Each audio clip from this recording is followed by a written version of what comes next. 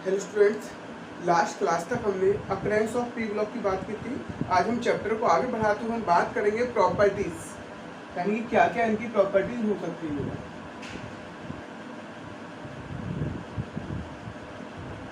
First हम देखें atomic size.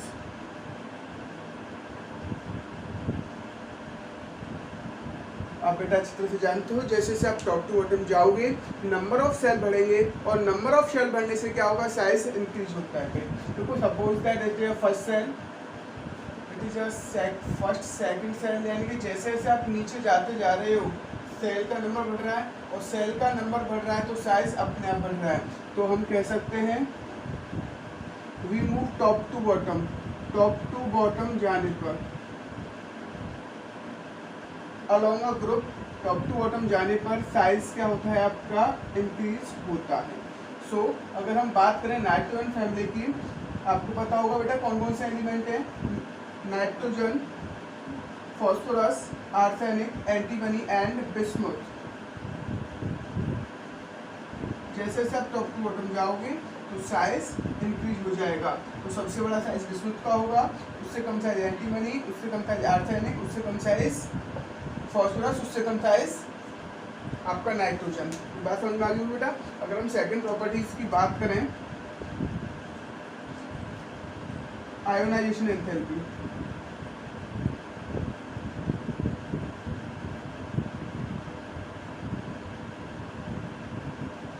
What means of ionisation enthalpy?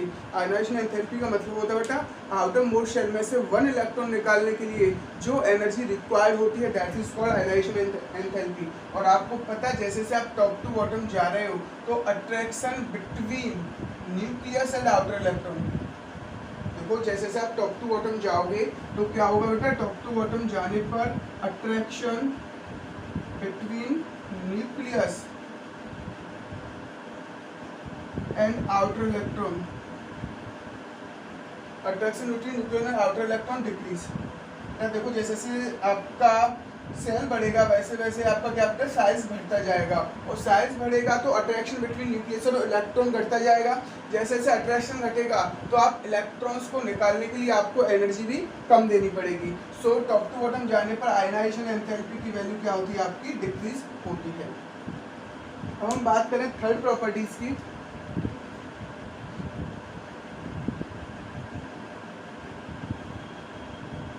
Electronegativity.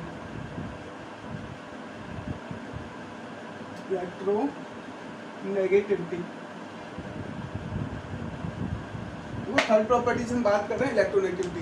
Electronegativity का मतलब क्या होता है बेटा, वो हम देखते हैं tendency to attract electron pair, tendency to attract electron pair toward itself, अपनी तरफ इलेक्ट्रॉन पेयर को अट्रैक्ट करने की जो टेंडेंसी होती है, दैट इज कॉल्ड इलेक्ट्रोनेगेटिविटी। और ये किस में होगी बेटा, जब आपका दो एटम्स जो होंगे वो कोवेलेंट बॉन्डेड हो। दो जो एटम होंगे वो क्या होंगे बेटा, कोवेलेंट बॉन्डेड होंगे। सपोज दैट मैं कहने लगूं electronegativity of B is greater than electronegativity of A. What means of this? इसका मतलब होगा बेटा अगर बी की इलेक्ट्रोनेगेटिविटी ज्यादा है तो बी इलेक्ट्रॉन पेयर जो होगा इन दोनों के बीच में उसको अपनी तरफ खींच ले जाएगा, और जिसकी इलेक्ट्रोनेगेटिविटी ज्यादा होगी उसे हम पार्शियल नेगेटिव से रिप्रेजेंट करेंगे, और जिसकी इलेक्ट्रोनेगेटिविटी कम होगी रिप्रेजेंटेड बाय पार्शियल पॉजिटिव। देखो ए और बी में बी की इलेक्ट्रोनेगेटिविटी ज्यादा है तो ये सीएल पेयर ऑफ इलेक्ट्रॉन को अपनी तरफ खींच के ले जाएगा। बात समझ में आ गई बेटा। और आप एक चीज समझ लो, जैसे जैसे आप टॉप टू बॉटम जाओगे क्या होगा बताओ, जैसे से आप टॉप टू बॉटम जाओगे इलेक्ट्रॉन को अपनी तरफ खींचने की टेंडेंसी में इंक्रीजमेंट आएगा या डिक्रीजमेंट आएगा भाई। देखो टॉप टू बॉटम जाने पर आपको पता है attraction between nucleus and outer electron क्या होता है बेटा, डिक्रीज होता है। और जब इलेक्ट्रॉन को अपनी तरफ अट्रैक्ट करने की टेंडेंसी में डिक्रीजमेंट आएगा तो इलेक्ट्रोनेगेटिविटी में भी क्या जाएगा बेटा, डिक्रीजमेंट आएगा।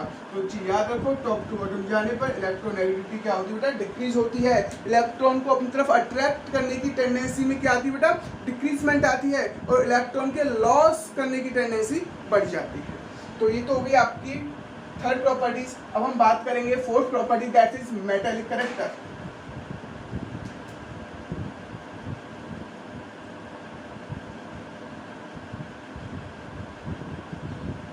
मेटालिक करेक्टर का मतलब क्या आप जानते हो बेटा? Tendency to loss electron easily, यानी कि इजीली इलेक्ट्रॉन के लॉस करने की टेंडेंसी को क्या कहते हैं बेटा? हम metallic character. Tendency to loss of electron, electron के लॉस करने की टेंडेंसी को ही हम क्या कहते हैं बेटा? मेटालिक करेक्टर कहते हैं। आपको पता है जैसे जैसे हम टॉप टू बॉटम जाएंगे क्या होता चलेगा बताओ?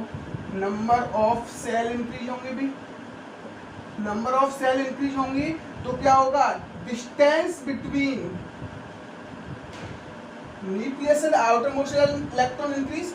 जैसे जैसे आप टॉप टू बॉटम जाओगे वैसे वैसे क्या होगा बेटा?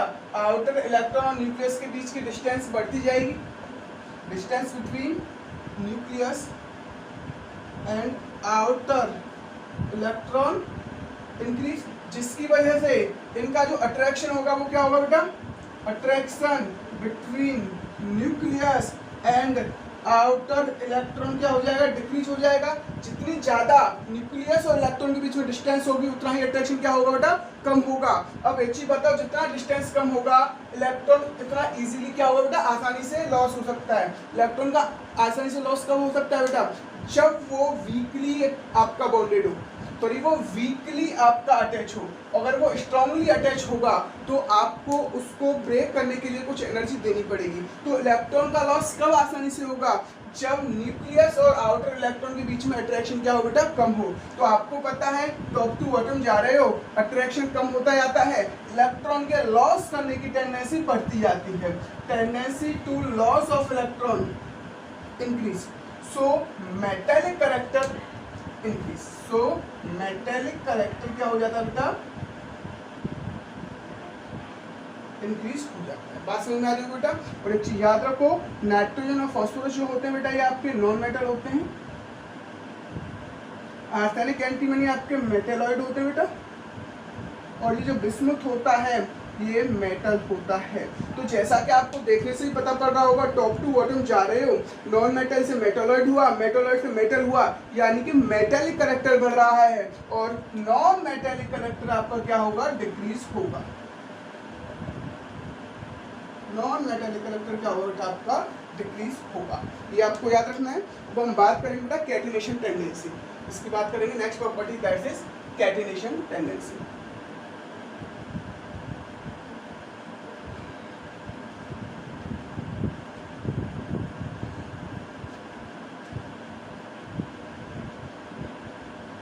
What means of catenation?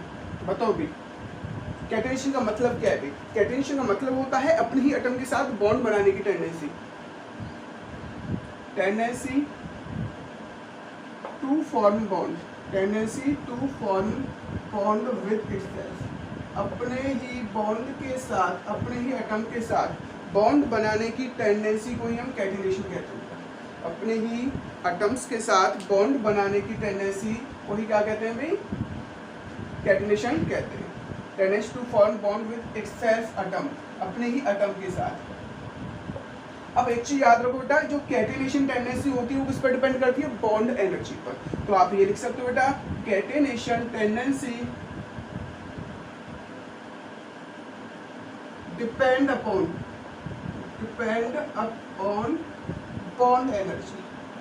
Catenation tendency किस पर डिपेंड करती है? आपकी बॉन्ड एनर्जी पर डिपेंड करती है। सबसे मेन पॉइंट बेटा, यानी कि बॉन्ड एनर्जी जितनी ज्यादा होगी, बॉन्ड एनर्जी जितनी ज्यादा होगी, कैटिनेशन टेंडेंसी उतनी ही ज्यादा होगी। कैटिनेशन टेंडेंसी उतनी क्या होती है बेटा?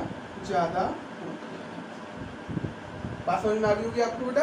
और आपको पता है सबसे ज्यादा कैटिनेशन टेंडेंसी किस एलिमेंट की होती है बेटा? कार्बन की। बात समझ में आ रही है? क्योंकि कार्बन और कार्बन के बीच का ये जो सिंगल बॉन्ड होता है इसकी बॉन्ड एनर्जी सबसे ज्यादा होती है, इसलिए कार्बन है more catenation tendency in this periodic table. ये पीरियोडिक टेबल है उसमें सबसे ज्यादा कैटिनेशन टेंडेंसी किसकी होती है बेटा? कार्बन की होती है। तो आप बिल्कुल जानते हो बेटा, तो आप जानते हो कार्बन की कैटिनेशन टेंडेंसी की वजह से एक केमिस्ट्री और जनरेट हो जाती है, दैट इज ऑर्गेनिक केमिस्ट्री, जो आपको बहुत परेशान भी करती है। तो उसका मेन लॉजिक क्या है बेटा? कैटिनेशन टेंडेंसी, यानी कि बॉन्ड एनर्जी इसकी जितनी ज्यादा होगी उसकी कैटिनेशन टेंडेंसी उतनी क्या होगी बेटा? ज्यादा होगी। अब कंडीशन आती है, देखो अगर हम बात करें, क्वेश्चन आता है नाइट्रोजन जो है बेटा, एक चीज याद रखो, एन सिंगल बॉन्ड एन, यानी कि अगर हम बात करें बॉन्ड एनर्जी की, एन सिंगल बॉन्ड एन की जो बॉन्ड एनर्जी होती है वो पी सिंगल बॉन्ड पी से क्या होती है, कम होती है। एन सिंगल बॉन्ड की जो बॉन्ड एनर्जी होगी वो पी सिंगल बॉन्ड पी से कम होगी। इसका मतलब क्या है, इसका मतलब है फास्फोरस है more catenation tendency then nitrogen. बात समझ में आ रही होगी बेटा, फास्फोरस की कैटिनेशन टेंडेंसी किससे ज्यादा होगी बेटा, एन से ज्यादा होगी, क्योंकि नाइट्रोजन की बॉन्ड एनर्जी कम है तो कैटिनेशन टेंडेंसी भी कम है। सो हम कह सकते हैं पी यानी कि फास्फोरस है मोर कैटिनेशन टेंडेंसी, मोर कैटिनेशन टेंडेंसी देन नाइट्रोजन। जो नाइट्रोजन की कैटिनेशन टेंडेंसी होती है वो फास्फोरस से कम होती है। उसका रीजन है कि जो नाइट्रोजन की बॉन्ड एनर्जी होगी वो फास्फोरस सिंगल बॉन्ड फास्फोरस से क्या होगी, कम होगी। चलो इस पर ही हम देखो क्वेश्चन आ सकता है, ये जो एन सिंगल बॉन्ड एन है उसकी bond energy P single bond P से कम क्यों होती है, उसको हम समझते हैं, इसका क्या लॉजिक है। ठीक है बेटा, यहाँ तक आपको समझ में आ गया होगा। अब हम समझते हैं ये जो आपका, तो सबका एक ही आंसर, मैं बात कर रहा हूं N single bond N is weaker than P single bond P, या फिर bond energy of N single bond N is less than bond energy of P single bond P. सबका एक ही आंसर है बेटा। या फिर ये कह सकता है nitrogen have low catenation tendency, सबका एक ही आंसर होगा बेटा, लो कैटिनेशन टेंडेंसी देन फास्फोरस। सबका देखो एक ही आंसर है, समझते होता क्या है। देखो नाइट्रोजन का जो डिफरेंट बिहेवियर होता है ग्रुप में वो किसकी वजह से होता है, small size and high electronegativity. सबसे पहला पॉइंट आपको यही लिखना बेटा। अब हम बात करें in case of nitrogen, in case of nitrogen, nitrogen का केस देखो तो आप लिख सकते हो nitrogen have smaller size, nitrogen का साइज क्या होता है बेटा, smaller size and high electronegativity, और नाइट्रोजन क्या रखता है बेटा, हाई इलेक्ट्रोनेगेटिविटी रखता है। अब होगा क्या वो हम समझते हैं। देखो एन सिंगल बॉन्ड एन है, बात समझ में आ गई बेटा। अगर एन सिंगल बॉन्ड एन है तो यहाँ पर कितने अनबॉन्डेड इलेक्ट्रॉन हो जाएंगे भी, 4 अनबॉन्डेड इलेक्ट्रॉन होंगे, क्योंकि नाइट्रोजन के आउटर मोस्ट शेल में कितने इलेक्ट्रॉन होते हैं बेटा, 5, जिसकी वजह से 4 क्या हो गए, अपने अनबॉन्डेड इलेक्ट्रॉन्स हो गए।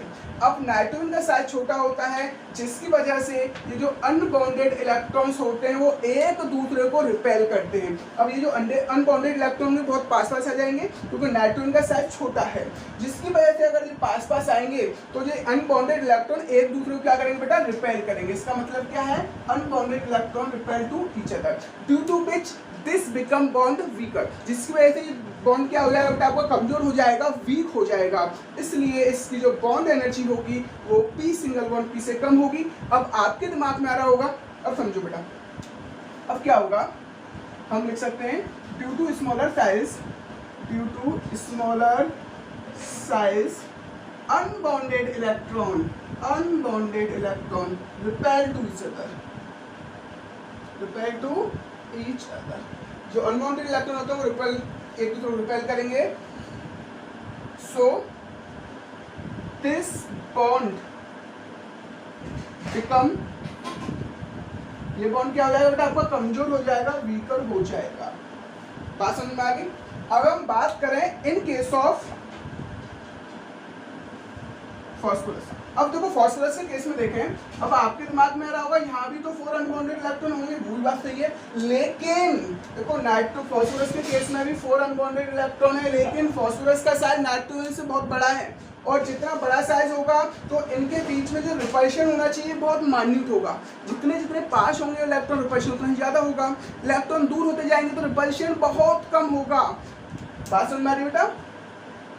फास्फोरस में लिखता हूं P have larger size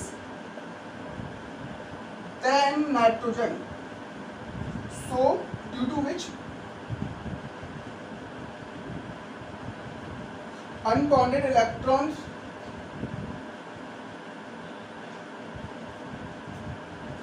repel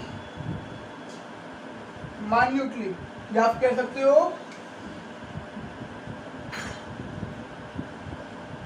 जो अनवांटेड इलेक्ट्रॉन को बहुत माइन्यूट रिपेल करेंगे, ड्यू टू विच, जिसकी वजह से ये जो आपका ये जो बॉन्ड तो वीक हो जाएगा, तो बॉन्ड एनर्जी कम होगी। बॉन्ड जितना ज़्यादा कमजोर होगा उसकी बॉन्ड एनर्जी उतनी कम होगी, और बॉन्ड जितना ज़्यादा आपका स्ट्रॉन्ग होगा उसकी बॉन्ड एनर्जी उतनी क्या होती है बेटा, ज़्यादा होती है।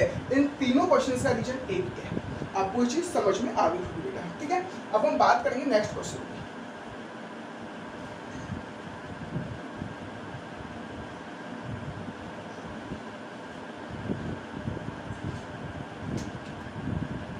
क्वेश्चन आता है N2 गैस इज अनरिएक्टिव या इनर्ट, या N2 gas does not participate in chemical reaction, does not participate in chemical reaction. अब ये जो N2 गैस होती है वो केमिकल रिएक्शन पार्टिसिपेट क्यों नहीं करती है, उसकी हम बात कर रहे हैं बेटा। आपको पता होगा N2 गैस का मतलब, N2 गैस का मतलब नाइट्रोजन नाइट्रोजन के बीच में क्या होगा बेटा, ट्रिपल बॉन्ड होगा। बात समझ में आ रही है। और एक चीज याद रखो, नॉर्मल कंडीशन पर इस बॉन्ड को ब्रेक कर पाना पॉसिबल नहीं होता बेटा। ट्रिपल जो बॉन्ड होता है उसकी बॉन्ड स्ट्रेंथ डबल और सिंगल बॉन्ड से ज़्यादा होती है। जो ट्रिपल बॉन्ड होता है उसकी बॉन्ड स्ट्रेंथ डबल और सिंगल बॉन्ड से ज़्यादा होती है, और नॉर्मल कंडीशन पर या रूम टेम्परेचर पर ट्रिपल बॉन्ड को ब्रेक कर पाना पॉसिबल नहीं है। अगर ट्रिपल बॉन्ड ही यहाँ ब्रेक नहीं होगा तो रिएक्शन किससे करेगा बेटा, अगर आपको नाइट्रोजन के साथ रिएक्शन करानी तो सबसे पहले इस बॉन्ड को तो तोड़ना पड़ेगा, लेकिन नॉर्मल कंडीशन पर ये बॉन्ड ही ब्रेक नहीं होगा तो रिएक्शन किसके साथ करेगा। तो हम कह सकते हैं जो N2 गैस होती है वो नॉर्मल कंडीशन पर क्या होती है बेटा, इनर्ट होती है। बात समझ में आ रही है। तो आप लिख सकते हो N2 molecule nitrogen atom have triple bond, due to which at normal condition, due to which breaking of triple bond does not possible eight normal condition. Normal condition पर ट्रिपल बॉन्ड को ब्रेक कर पाना possible नहीं है। अगर triple bond यहाँ से break नहीं होगा तो नाइट्रोजन रिएक्शन पार्टिसिपेट ही क्यों करेगा। बात है समझ में आ गई होगी। इसको हम रफ करते हैं, ठीक है।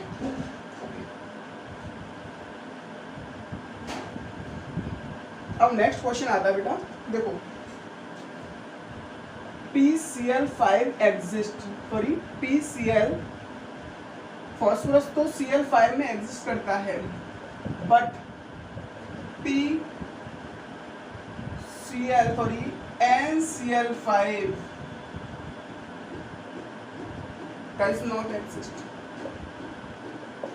बढ़िया क्वेश्चन। देखो भाई आपका PCl5 तो यानी कि जो फॉस्फोरस होता है वो 5 बॉन्ड बनाता है, लेकिन नाइट्रोजन 5 बॉन्ड बनाते ही नहीं। इसका क्या रीजन है वो हम समझते हैं। देखो आप जानते हो बेटा जो फॉस्फोरस होता है उसका कंफिग्रेशन क्या होता है बेटा, 1s2 2s2 2p6। उसके बाद क्या होता है बेटा आपका 3s2, उसके बाद क्या होता है बेटा 3p3, यही तो होता है। और लेकिन उसके पास वेकेंट क्या होता है, d ऑर्बिटल अवेलेबल होता है। फॉस्फोरस के पास क्या होता है बेटा, वेकेंट d ऑर्बिटल अवेलेबल होता है, जिसकी वजह से ये तो कंडीशन हो गई ग्राउंड स्टेट में। आप देख रहे हो यहाँ पर कितने अनपेयर्ड इलेक्ट्रॉन है बेटा, 3 अनपेयर्ड इलेक्ट्रॉन है। जितने अनपेयर्ड इलेक्ट्रॉन होते हैं वो उतने ही बॉन्ड का फॉर्मेशन करता है। अगर ग्राउंड स्टेट में देखें फॉस्फोरस को तो कितने बॉन्ड का फॉर्मेशन करेगा, ओनली 3 बॉन्ड का। लेकिन यहाँ पर फॉस्फोरस ने कितने बॉन्ड फॉर्मेशन किए भाई, यहाँ पर फॉस्फोरस ने क्लोरीन के साथ 5 बॉन्ड का फॉर्मेशन किया है। इसका क्या मतलब है बेटा, इसका मतलब एक इलेक्ट्रॉन यहाँ क्या कर जाएगा, एक्साइटेड स्टेट में जंप कर जाएगा। फॉस्फोरस इन FeS फर्स्ट एक्साइटेड स्टेट, तो आप मैं डायरेक्ट यहाँ 4s से 3s से ही लिख देता हूँ बेटा। 3s में एक इलेक्ट्रॉन, 3p में कितने हो जाएंगे बेटा, सभी ऑर्बिटल्स में एक इलेक्ट्रॉन हो जाएंगे, और ये जो 3d है उसमें भी एक इलेक्ट्रॉन हो जाएगा। अब बताओ कितने अनपेयर्ड इलेक्ट्रॉन हो गए बेटा, 5 अनपेयर्ड इलेक्ट्रॉन। अगर इसके पास 5 अनपेयर्ड इलेक्ट्रॉन हो गए तो ये 5 बॉन्ड का फॉर्मेशन आसानी से कर सकता है। बात समझ में आ गई? Phosphorus have vacant d orbital due to which it's capable to form 5 bond. बात समझ में आ रही बेटा? तो phosphorus have vacant d orbital due to which it is capable to form 5 bond with chlorine. तो इसलिए ये क्लोरीन के साथ 5 बॉन्ड बनाने में कैपेबल है। लेकिन अगर हम नाइट्रोजन को देखें, आपको कंफिग्रेशन पता है बेटा, 1s 2s 2p 3, क्योंकि 7 होता है बेटा, 1 2 3। अब एक चीज बताओ, क्या सेकंड सेल में वेकेंट डी ऑर्बिटल होता है बेटा? बिल्कुल नहीं होता है। अगर यहाँ वेकेंट ऑर्बिटल नहीं है तो ये कितने बॉन्ड बना सकता है? 3 बॉन्ड ही बना सकता है। लेकिन फॉस्फोरस के पास वेकेंट ऑर्बिटल था तो एक्साइटेड में इलेक्ट्रॉन जंप कर गया, उसने 5 बॉन्ड बना लिए। लेकिन नाइट्रोजन के पास कोई वेकेंट ऑर्बिटल होता नहीं है, जिसकी वजह से वो 5 बॉन्ड नहीं बना पाता है, यानी कि NCl5 एग्जिस्ट नहीं करता है। तो हम लिख सकते हैं बेटा, nitrogen does not have vacant d orbital. Nitrogen vacant orbital रखता नहीं है, due to which it does not capable to form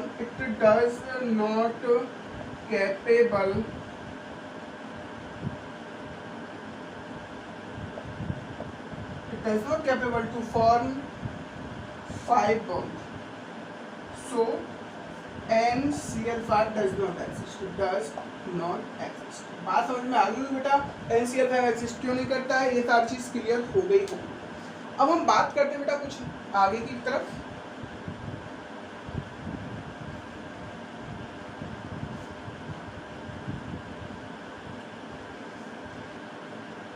अब देखो कुछ और प्रॉपर्टीज की बात कर लेते हैं। अब हम बात करें suppose boiling point. Next properties is boiling point. आप जानते हो बेटा, जैसे जैसे आप टॉप टू बॉटम जाते हो, टॉप टू बॉटम जाओगे, इसमें नाइट्रोजन फैमिली में कौन कौन से बेटा? Nitrogen, phosphorus, arsenic, antimony and bismuth. जैसे जैसे टॉप टू बॉटम जाओगे तो क्या होगा बेटा? एटॉमिक वेट इंक्रीज होगा। और atom boiling point is directly proportional to molecular weight या एटॉमिक वेट। मॉलिक्यूलर वेट, जो आपका बॉइलिंग पॉइंट होता है वो मॉलिक्यूलर वेट के डायरेक्टली प्रोपोर्शनल होता है। तो इसका मतलब हम क्या कह सकते हैं, जैसे से आप टॉप टू बॉटम गए, एटॉमिक वेट इंक्रीज हुआ, और एटॉमिक वेट इंक्रीज होगा तो बॉइलिंग पॉइंट भी इंक्रीज होगा। बात समझ में आ गई होगी। लेकिन अगर हम देखें बेटा मेल्टिंग पॉइंट का क्या फंडा है, वो हम समझने की कोशिश करें। अगर हम मेल्टिंग पॉइंट में टॉप टू बॉटम जाते हैं, नाइट्रोजन से आर्सेनिक तक तो मेल्टिंग पॉइंट इंक्रीज होगा, लेकिन उसके बाद आर्सेनिक के जस्ट बाद, आर्सेनिक से आप एंटीमनी गए तो जो आपका मेल्टिंग पॉइंट था उसमें डिक्रीजमेंट आ जाएगा बेटा। तो अब मेल्टिंग पॉइंट में क्या आना स्टार्ट हो जाएगा बेटा? डिक्रीजमेंट आना स्टार्ट हो जाएगा। नाइट्रोजन से फॉस्फोरस की तरफ गए, मेल्टिंग पॉइंट बढ़ा, फॉस्फोरस से आर्सेनिक की तरफ गए, मेल्टिंग पॉइंट और बढ़ गया। लेकिन जैसे ही आर्सेनिक से एंटीमनी की तरफ गए, जो आपका मेल्टिंग पॉइंट बढ़ना चाहिए था उसमें क्या आ गया बेटा? ड्रास्टिकली डिक्रीजमेंट आ गया। तो सॉरी, एंटीमनी से बिस्मुथ की तरफ जाएंगे तब भी मेल्टिंग पॉइंट में डिक्रीजमेंट आ जाएगा। इसका रीजन क्या होता है वो हम समझेंगे बेटा। इसका रीजन होता है due to inert pair effect. Due to inert pair effect. अब हम देखो आगे इसको देखते हैं एक्चुअल में इनर्ट पेयर इफेक्ट होता क्या है। बस फिलहाल आप ये याद रखो, मेल्टिंग पॉइंट में डिक्रीजमेंट किसकी वजह से आ रहा है बेटा? इनर्ट पेयर इफेक्ट की वजह से आ रहा है। अब हम आगे देखेंगे एक्चुअल में ये इनर्ट पेयर इफेक्ट है क्या। बात आपको यहाँ तक बिल्कुल समझ में आ गई बेटा, ठीक है।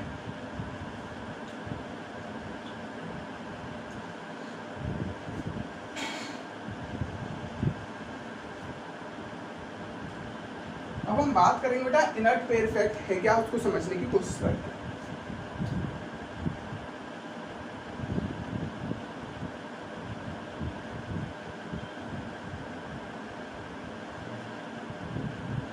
इनर्ट पेयर इफेक्ट का क्या मतलब होता है, जैसा कि आपको नाम से ही पता पड़ रहा है, कुछ ना कुछ इनर्ट होगा। इनर्ट का मतलब does not participate in chemical reaction. Pair का मतलब इलेक्ट्रॉन का पेयर, और यहाँ पर ये जो इलेक्ट्रॉन का पेयर है that's ns electrons. s electrons का एक ऐसा पेयर जो केमिकल रिएक्शन में पार्टिसिपेट नहीं करता है, उसकी वजह से जो इफेक्ट अराइज होंगे that is called inert pair effect. एक बार दोबारा समझ लो, ns इलेक्ट्रॉन का ऐसा पेयर जो केमिकल रिएक्शन में पार्टिसिपेट नहीं करता है, इनर्ट होता है, उसकी वजह से जो इफेक्ट अराइज होता है these are called inert pair. बात समझ में आ रही बेटा? यानी कि यहाँ पर ns इलेक्ट्रॉन्स जो होते हैं वो क्या हो जाते हैं, इनर्ट हो जाते हैं, जिसकी वजह से इफेक्ट अराइज होगा। आओ अब समझते हैं कि जो इनर्ट पेयर इफेक्ट होता है वो कहाँ कहाँ एप्लीकेबल होता है। सबसे पहले हम बात करें, it is applicable in group 13 to, वैसे देखो मोस्टली ग्रुप 13 से 15 में होता है, लेकिन एनसीईआरटी में ग्रुप 16 की भी बात की गई है, तो हम यहाँ पर ग्रुप 13 से ग्रुप 16 की बात करेंगे in P block. P block में ये देखा जाता है बेटा ग्रुप 13 से ग्रुप 16 तक, ठीक है।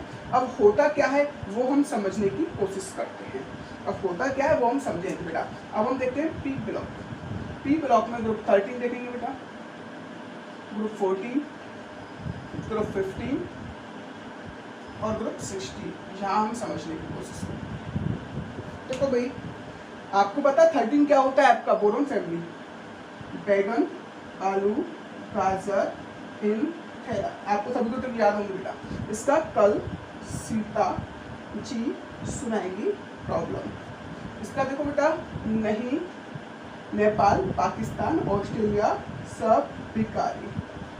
इसमें देखो ओल्ड स्टाइल से टे, यहाँ तक बात समझ में आ रही है। अब देखो आप देखो भाई, ये क्या होता है आपका second period, third period, fourth period, fifth period, sixth period. बात समझ में आ रही है? आप जानते हो बेटा फॉस्फोरस के आउटर मोस्ट शेल में कितने इलेक्ट्रॉन होते हैं बेटा? 3 इलेक्ट्रॉन होते हैं, इसलिए इसका जो ऑक्सीडेशन नंबर होता है वो क्या होता है? मोस्टली +3 होता है। तो फॉस्फोरस तो +3 ऑक्सीडेशन नंबर शो करता है, यहाँ मैं लिख लेता हूँ। तो फॉस्फोरस शो करता है यहाँ +3 ऑक्सीडेशन नंबर में ज़्यादा स्टेबल होता है। जैसे हम एल्यूमिनियम भी +3 ऑक्सीडेशन नंबर में ज़्यादा स्टेबल होता है। लेकिन अगर हम गैलियम पर जाएं, जो गैलियम होता है वो +3 और +1 दोनों ऑक्सीडेशन नंबर शो करता है। एक बार दोबारा समझ लो, देखो boron only +3 oxidation number show करता है, aluminium only +3 oxidation number show करता है। लेकिन जैसे ही हम नीचे गए, +3 ऑक्सीडेशन के साथ साथ वो +1 ऑक्सीडेशन नंबर शो करेगा। +3 के साथ साथ वो क्या कर रहा है बेटा? +1 भी शो करेगा। लेकिन ये जो +3 ऑक्सीडेशन नंबर होता है वो ज़्यादा स्टेबल होता है। जो ज़्यादा स्टेबल है उसको मैं सर्कुलर मार्क कर रहा हूँ बेटा, ठीक है। वैसे तो और नीचे गए बेटा, इंडियम में देखा, इसमें भी +3 +1 शो करेगा, लेकिन +3 ज़्यादा स्टेबल था। लेकिन थैलियम में जैसे ही हम गए, ये भी +3 और +1 शो करेगा, लेकिन यहाँ +1 ज़्यादा स्टेबल है। जैसे ही हम 5th सेल से 5th पीरियड से 6th पीरियड में गए, वैसे ही ऑक्सीडेशन की जो टेंडेंसी थी वो क्या हो चुकी है? अब डिक्रीज हो चुकी है। यानी कि पहले +3 ऑक्सीडेशन की स्टेबिलिटी ज़्यादा थी, अब +1 की स्टेबिलिटी ज़्यादा हो चुकी है। बात समझ में आ रही है? जैसे ही आप 5th पीरियड से 6th पीरियड में गए तो क्या होगा भाई? लोअर ऑक्सीडेशन नंबर की टेंडेंसी बढ़ गई। ऐसा एक्चुअल में हुआ क्या है? ये किसकी वजह से हुआ है? इनर्ट पेयर इफेक्ट की वजह से हुआ है। लेकिन ये एक्चुअल में हुआ आया किसकी वजह से, वो हमको समझना जरूरी है बेटा। वो हमको समझेंगे, बात करेंगे सभी की एक्चुअल में हुआ क्यों। पहले एक चीज़ समझो आप, जैसे आप 5th से 6th पीरियड में जाओगे, वैसे क्या होगा आपका जो इफेक्ट होगा वो अराइज बेटर तरीका से होगा। यानी कि लोअर ऑक्सीडेशन नंबर की टेंडेंसी इंक्रीज हो जाएगी। जैसा कि आपको देखने से पता पड़ रहा होगा, tendency of lower oxidation number, lower oxidation number की टेंडेंसी क्या हो रही है बेटा? बढ़ रही है। कहाँ जाने पर? टॉप टू बॉटम अगर आप जा रहे हो तो लोअर ऑक्सीडेशन नंबर की टेंडेंसी आपकी इंक्रीज हो रही है। देखो पहले +3 थी, जैसे जैसे आप नीचे जा रहे हो, देखो पहले बोरोन एल्यूमिनियम +3 ही शो कर रहे थे, गैलियम इंडियम दोनों शो करने लगे, और थैलियम +1 में ज़्यादा स्टेबल होने लगा। इसका मतलब क्या है? जैसे जैसे आप टॉप टू बॉटम गए, लोअर ऑक्सीडेशन नंबर की टेंडेंसी बढ़ गई। और अगर हम बात करें tendency of higher oxidation number, tendency of higher oxidation number क्या हो जाएगी आपकी, डिक्रीज हो जाएगी। इस सब का एक ही रीजन है, इनर्ट पेयर इफेक्ट। अब ये किसकी वजह से हो रहा है, इनर्ट पेयर इफेक्ट की वजह से। जैसे 5th पीरियड से 6th पीरियड में जा रहे हैं तो क्या हो रहा है भाई, जो लोअर ऑक्सीडेशन नंबर उसकी टेंडेंसी, उसकी स्टेबिलिटी ज़्यादा हो रही है। वो हम समझेंगे होगा क्यों, लेकिन पहले इन सब में देख लेते हैं एक्चुअल में हुआ क्या है। बात समझ में आ गई होगी आपको। अगर हम बात करें कार्बन +4 में ज़्यादा स्टेबल है, +4 शो करता है बेटा, सिलिकॉन +4 शो करता है, लेकिन जर्मेनियम +4 के साथ साथ +2 शो करता है, लेकिन +4 ज़्यादा स्टेबल होता है। ये जो आपका टिन है वो +4 में ज़्यादा स्टेबल होता है एज कम्पेयर टू +2। ये दोनों शो करता है, लेकिन +4 ज़्यादा स्टेबल होता है। लेकिन हम लेड की बात करें, ये +2 और +4 ज़्यादा दोनों शो करेगा, लेकिन +2 ज़्यादा स्टेबल होगा। क्योंकि 5th पीरियड से 6th पीरियड में जाते हैं तो कुछ ना कुछ ऐसा काम होता है जिससे लोअर ऑक्सीडेशन नंबर की टेंडेंसी बढ़ जाती है। उसी को हमको देखेंगे, अभी उसको हम बात करेंगे ऐसा हुआ क्यों है। लेकिन यही क्या है बेटा, इनर्ट पेयर इफेक्ट। जैसे ही हम बात करें बेटा नाइट्रोजन वाले केस में, यह +5 भी शो करता है, सॉरी नाइट्रोजन +5 भी शो करता है, फॉस्फोरस +5 भी शो करता है। लेकिन जैसे ही हम आर्सेनिक की तरफ आए, +5 +3 दोनों शो करता है, लेकिन +5 ज़्यादा स्टेबल है। अगर हम इसमें देखें बेटा एसपी में, एंटीमनी में, ये +5 +3 ज़्यादा दोनों शो करता है, लेकिन +5 ज़्यादा स्टेबल है। बिस्मुथ में देखेंगे +5 +3 दोनों शो करता है, लेकिन +3 ज़्यादा स्टेबल होगा। जैसे 5th से 6th पीरियड में गए तो लोअर ऑक्सीडेशन नंबर की टेंडेंसी फिर से बढ़ गई। इसी तरह से ये 16 में भी ऐसा होगा। बात समझ में आ रही है। अब हम देखते हैं एक्चुअल में ऐसा हुआ क्या है बेटा। जैसे ही हम 5th पीरियड से 6th पीरियड में जा रहे हैं तो लोअर ऑक्सीडेशन नंबर की टेंडेंसी अचानक से बढ़ जाती है। ऐसा हो किसकी वजह से रहा है, अब हम उसकी बात करेंगे। ठीक है बेटा, ये चीज़ समझ में आ गई होगी। यही इनर्ट पेयर इफेक्ट है। एक्चुअल में ये क्या हो रहा है बेटा, टू नंबर ऑफ, यानी कि जो आपका ऑक्सीडेशन नंबर में डिक्रीजमेंट आता है वो 2 नंबर का आता है। ऑक्सीडेशन में जो डिक्रीजमेंट आता है बेटा 2 नंबर का आता है। आओ अब समझते हैं ऐसा हुआ क्या है।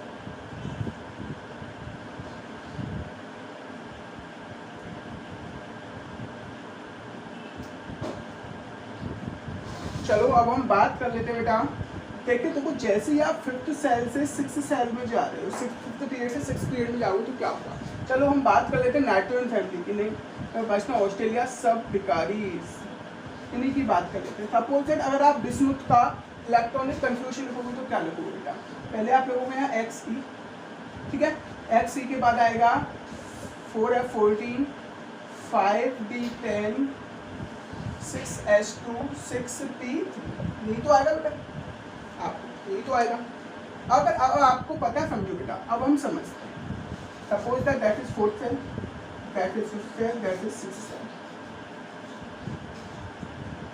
सपोज ये भी 6 में कौन सा बेटा, 6S, और ये मैंने मान लिया 6P। 6 पीरियड है, लेकिन उसमें क्या बेटा, ये 6P है। बात समझ में, that is 6S, that is 6P। 6S में 2 इलेक्ट्रॉन है, P में बेटा 3 इलेक्ट्रॉन होंगे, समझना आप बेटा, ठीक है। लेकिन इनर सेल में बेटा देखो, anti penultimate shell N-2 cell में 14F इलेक्ट्रॉन एंटर करे, 14F इलेक्ट्रॉन एंटर करे, 10 इलेक्ट्रॉन इनर सेल में एंटर करे। बात समझ में आ रही है। अगर यहाँ पर 14F इलेक्ट्रॉन एंटी पेनल्टीमेट में एंटर करे तो यहाँ प्रोटॉन एंटर करेंगे बेटा, न्यूक्लियस में प्रोटॉन का नंबर बढ़ेगा। जैसे यहाँ 10 इलेक्ट्रॉन इनर सेल में एंटर करे तो 10 प्रोटॉन का नंबर यहाँ क्या हो जाएगा बेटा, न्यूक्लियस में बढ़ जाएगा। बात समझ में आ रही है बेटा।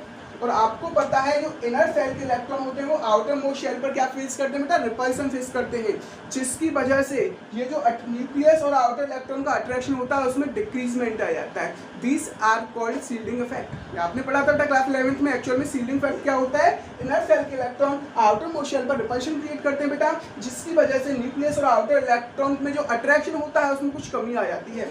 लेकिन अब आपको देखना है, देखो आप जानते हो F एंड P सब सेल जो आपके होते हैं वो पुअर स्क्रीनिंग इफेक्ट शो करते हैं बेटा, क्या करते हैं पुअर स्क्रीनिंग इफेक्ट शो करते हैं, क्या करते हैं बेटा, पुअर स्क्रीनिंग इफेक्ट शो करते हैं। यानी कि जो आप P और F सब सेल होते हैं उनका साइज बहुत ज़्यादा डिफ्यूज होता है, बहुत ही लार्ज होता है, जिसकी वजह से वो आउटर मोस्ट शेल पर रिपल्शन क्रिएट नहीं कर पाते हैं। यानी कि इनका जो आउटर मोस्ट शेल पर रिपल्शन लगना चाहिए बहुत कम लगता है। लेकिन ये जो आपका न्यूक्लियस है वह आउटर मोस्ट शेल पर अपना अट्रैक्शन ज़्यादा लगाएगा, क्योंकि इनर सेल का रिपल्शन बहुत कम लग रहा है। तो वो क्या करेगा बेटा, 4s पहले आता है, देखो 4s पहले आएगा, सॉरी 6s पहले आएगा, उसके बाद 6p आता है, तो वो 6s के इलेक्ट्रॉन को बहुत अच्छा खासा पकड़ लेगा बेटा। ड्यू टू विच, यानी कि होगा क्या बेटा, अगर हम ड्यू टू विच, जिसकी वजह से attraction on 6p electron is very high, वो बहुत ज़्यादा अट्रैक्शन लगेगा, जिसकी वजह से 6p इलेक्ट्रॉन बहुत ज़्यादा अट्रैक्शन लगेगा। और अगर 6p इलेक्ट्रॉन में बहुत ज़्यादा अट्रैक्शन लगेगा तो 6p के ही इलेक्ट्रॉन बॉन्डिंग में पार्टिसिपेट नहीं कर पाएंगे, यानी कि अगर इन पर अट्रैक्शन ज़्यादा लग रहा है तो क्या होगा समझो, जिसकी वजह से 6s electron does not participate in chemical reaction, does not participate